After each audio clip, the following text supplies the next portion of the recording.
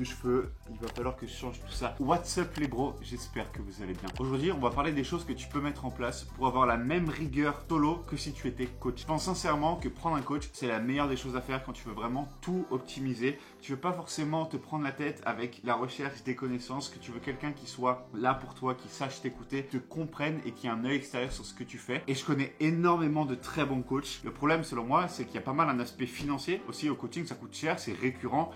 C'est 100, 150, 200, 250 euros par mois. Et il y a beaucoup de personnes qui n'ont pas les moyens de mettre autant d'argent dans le coaching, surtout s'ils ne se voient pas faire de la compétition en bodybuilding, de la compétition en powerlifting. En bodybuilding, en tout cas, il y a beaucoup de gens qui se coachent eux-mêmes, dont moi. Je me coach moi-même depuis que j'ai commencé la musculation, ça fait maintenant 4 ans et j'ai fait ma première compétition en me coachant solo. Et là, pareil, je commence ma grosse prise de masse off-season, pareil, en solo. Et donc aujourd'hui, je vais te partager tout ce que j'ai mis en place au fil des années pour avoir une bonne rigueur dans mon suivi de mes performances, de ma nutrition, bref, de mon progrès. Spoiler alerte, si tu veux te rapprocher des résultats que tu aurais si tu avais un coach, il va falloir que tu fasses des choses que tu ferais si tu avais un coach. Et c'est donc mon conseil numéro 1, c'est de faire des bilans hebdomadaires et des check-ins. Si tu es coaché, il va falloir que tu suives ton physique au fur et à mesure. Ton coach, il va te demander des photos, il va te demander des vidéos au fur et à mesure des semaines de ton physique pour qu'il voit la progression de semaine en semaine et qu'il comprenne quel ajustement faire, quel muscle prioriser pendant les entraînements.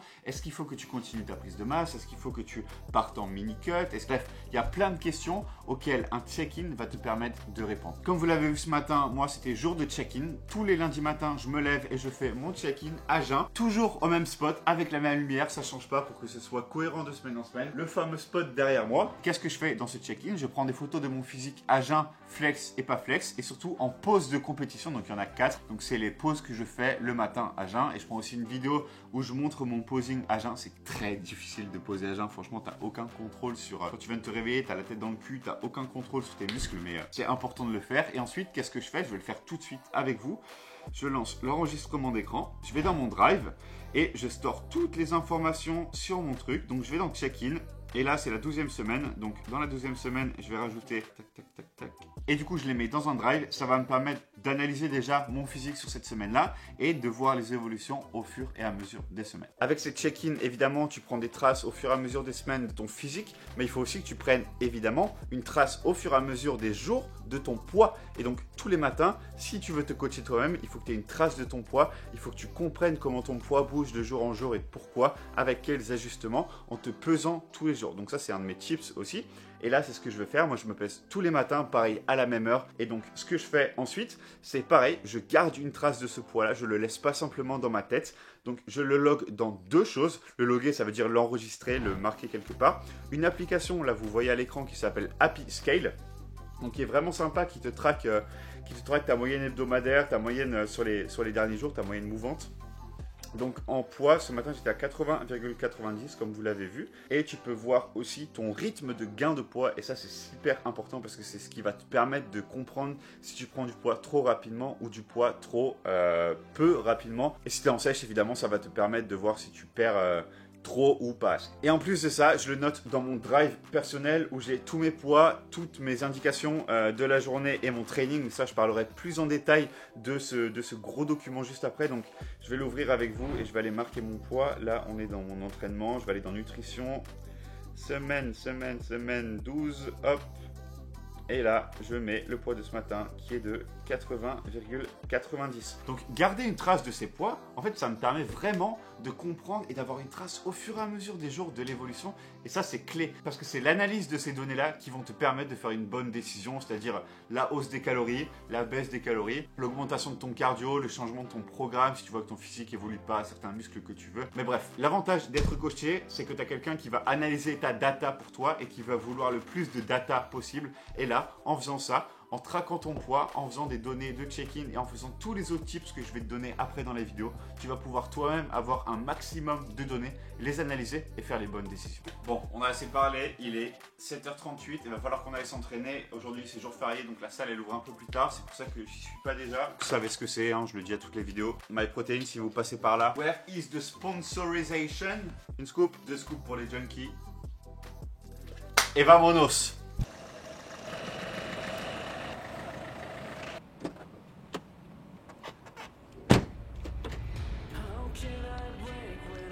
fois que je tourne une vidéo YouTube, j'ai l'impression que je fais les pecs, mais on va faire les pecs aujourd'hui, mais c'est pas le pec dos, c'est push, donc pec, épaule, triceps, haut en air. Easy. Here you see the sign, my boys. Ça va être une bonne séance. J'aime beaucoup cette séance, il y a mon exo préféré, mes deux exos préférés. Vous verrez. Bon, allez, on s'entraîne.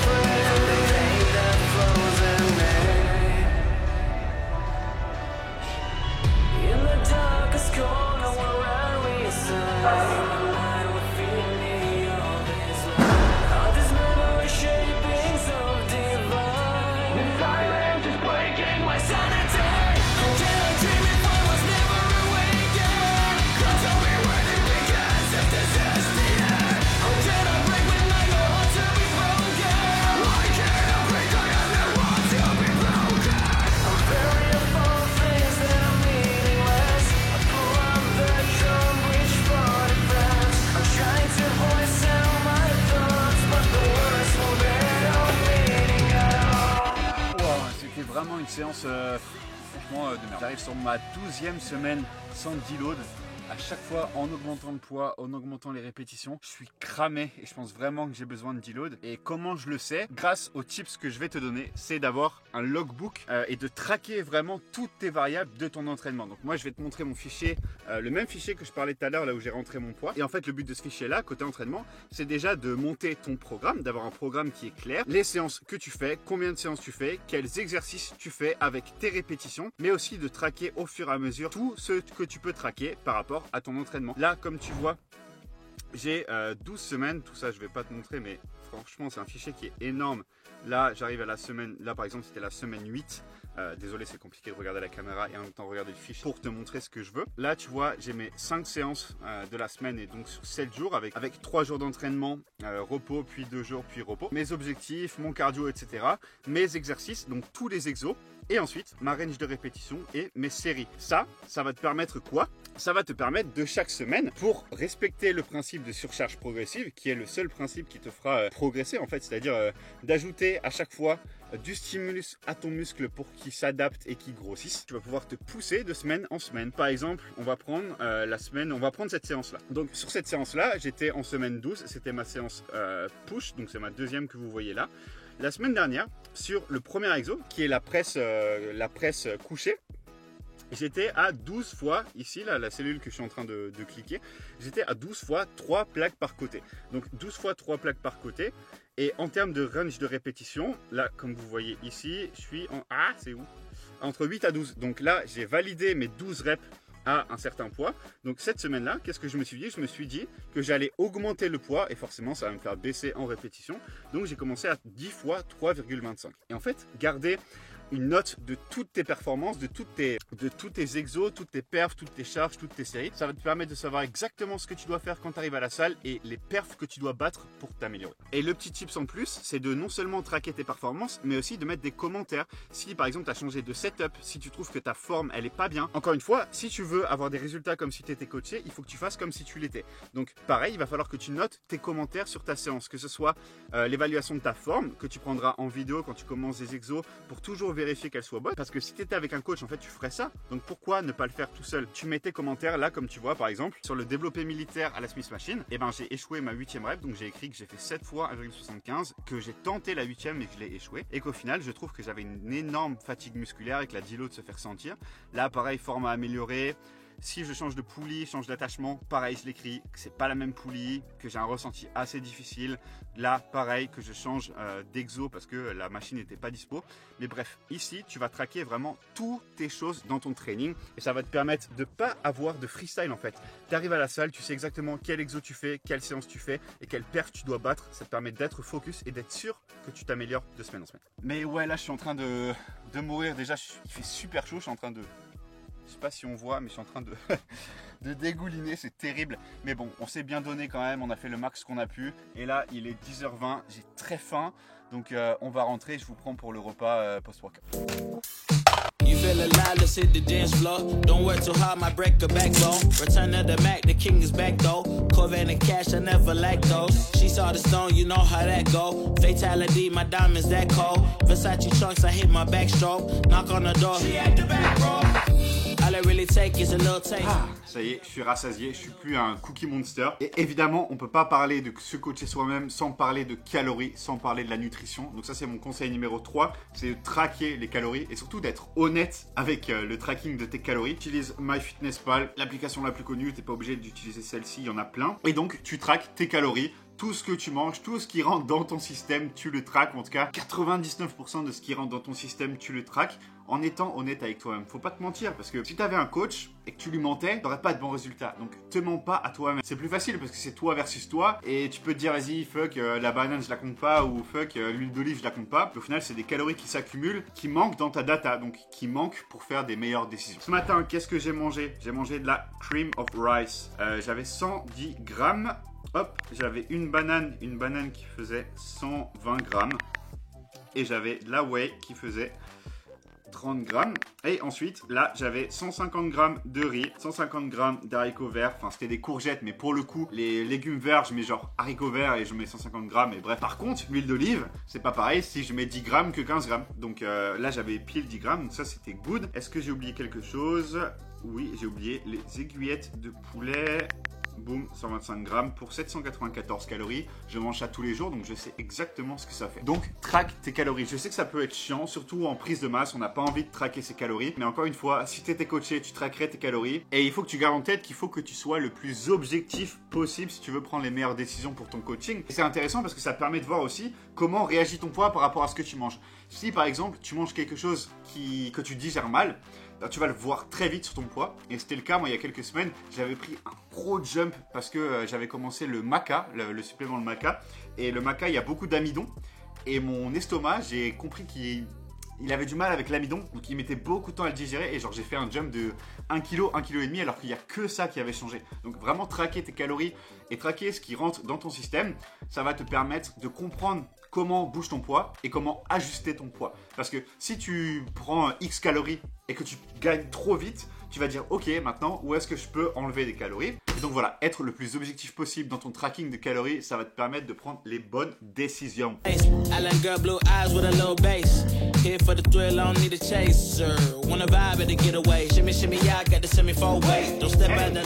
Si tu étais coaché, à ton avis, est-ce que tu traquerais tes pas et ton cardio?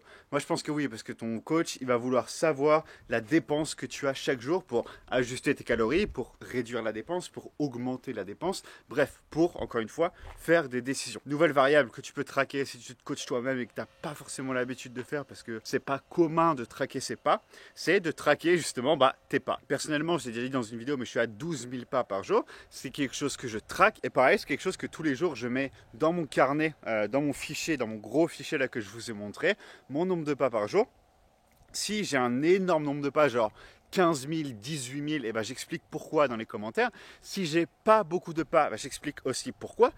Si je me suis blessé, peut-être que j'ai pas eu le temps et que j'avais X ou X choses à faire, ça va jouer autant que les calories, évidemment, parce que les calories c'est ce que tu amènes à ton système, mais il faut traquer aussi ce que tu ressors de ton système, c'est-à-dire ce que tu dépenses. Donc, mais ce que tu peux faire, c'est traquer tes pas et traquer ton cardio. Ça, tu peux le faire en termes de cardio. Moi, je suis à 5 fois 20 minutes par semaine. Et pareil, tu traques ton intensité, comme ton coach en fait, tu lui expliques exactement ce que tu t'expliques à toi-même exactement ce que tu fais. Si tu fais 5 fois 20 minutes à un certain niveau d'intensité, tu le marques. Si un jour tu changes d'intensité, tu le marques parce que ça va jouer sur tes variables. Donc encore une fois, on revient au même principe pour se coacher soi-même. Traquer le maximum de variables possibles pour avoir le maximum de data possible, être le plus objectif possible et tout ça pour nous permettre de faire les bonnes décisions. Bon, j'espère que va me prendre la sauce là, il fait pas super beau, mais je vais finir mes pas. J'en suis à combien là? Il est 13h40 et je suis à, attendez, 10 021 pas. Mais bref, conseil numéro 4, traque tes pas, traque ton activité, traque ta dépense calorique. Ok les boys, il est 20h16, on arrive à la fin de la journée. Je sais pas si je vous ai déjà montré mes lunettes. Bref, j'en ai surtout quand je passe pas mal de temps devant les écrans. Et maintenant que vous avez traqué toutes vos variables, et vous allez pouvoir les rassembler sur le document master qui vous sert en fait de fiche de suivi. Ok, on est en semaine 12, le 15 août, hop. Je vais commencer par les pas parce que je suis devant. Donc en termes de pas, qu'est-ce que j'ai fait aujourd'hui? J'ai fait, god damn, j'ai explosé le compteur, 14 285 pas. Donc 14 285 pas. 285. Et en termes de calories, où est-ce que j'en suis? J'en suis à 3850 calories. 3850 et en macro 202, 593 et 68. Donc tu traques tes calories, tu traques tes macros et tu les rentres. Donc on a dit 202,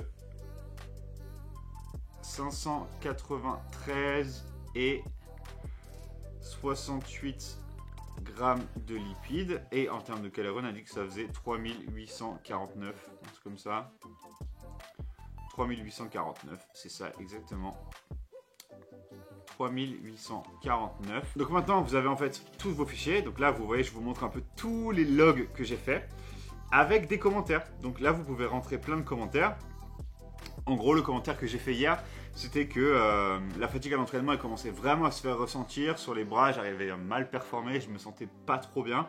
Et je trouvais que je prenais beaucoup de poids. Donc ce que j'ai écrit, tac, petite baisse des calories. J'ai baissé de genre 70-80 les calories juste pour voir ce que ça donnait à 3850 à partir d'aujourd'hui. Donc c'est pour ça que je suis à 3849 aujourd'hui. Et donc ici je vais te dire, écoute, toujours séance pas ouf à cause de fatigue. Un peu plus de pas car marche le soir. Et abonnez-vous à la chaîne Les Refs. Donc voilà, maintenant vous avez toutes les clés pour vous coacher vous-même. En gros, maintenant après il faut des connaissances évidemment, savoir quel exercice te convient le mieux, ça tu verras au fur et à mesure. Savoir, pareil, tes points forts et tes points faibles, ça il faut que tu t'analyses et tu le feras avec le physique, comme j'en ai parlé. Et puis, pour les calories, tu ajustes si tu prends pas assez de poids, si tu prends trop de poids, si tu perds pas assez ou si tu perds trop vite. Ça, c'est toutes les variables d'ajustement que tu peux avoir, les pas, le cardio, etc. Là, tu auras tout dans un document et il n'y a plus qu'à suivre ça tous les jours, en fait. Il n'y a plus qu'à suivre ça. Comme je dis souvent ici sur cette chaîne, on parle de discipline. Et c'est pas pour rien que ma marque de vêtements s'appelle comme ça. Donc là, il n'y a plus que la discipline. Tu as toutes les clés en main. Il va falloir que tu le fasses tous les jours, même quand ça fucked up, même quand tu targetes pas tes macros. Dis pourquoi, quand tu fucked up, quand tu binge, quand tu te sens mal, quand tu es stressé, écris pourquoi. Vraiment, reste discipliné et garde ce fichier en tant que discipline envers toi-même. C'est une belle manière d'extérioriser sa discipline parce que tu rends des comptes à quelqu'un, tu as l'impression de rendre des comptes à quelqu'un en le faisant sur un autre document, mais en fait tu te rends des comptes à toi-même. Et je pense que c'est au final un peu ça la discipline. Donc voilà. Je vais finir la vidéo ici. J'espère que ce nouveau vlog vous a plu. Dites-moi dans les commentaires. Waouh, non, je ne suis pas pâle comme ça, les refs. On va enlever un peu ça. Je vais rester sur le balcon, prendre le soleil un petit peu. Il fait beau, il n'y a pas grand monde. c'est calme. Donc tout ce qu'on aime. Mais bref, merci du soutien de ouf en ce moment sur la chaîne. J'espère que cette nouvelle vidéo vous a plu. Si ce n'est pas déjà fait, lâche un like sur la vidéo, lâche un commentaire pour la ce fort. Et si t'es pas abonné, what are you doing bro? On est en mission pour atteindre les 5000 abonnés. Putain, ça fait plaisir de dire ça et de plus dire les 1000 abonnés. Mais en tout cas, on va y arriver grâce à toi. Donc partage après cette vidéo, like, commente. Et moi je vous retrouve sur le prochain vlog. Et en attendant, n'oubliez pas, exploitez votre potentiel. Peace.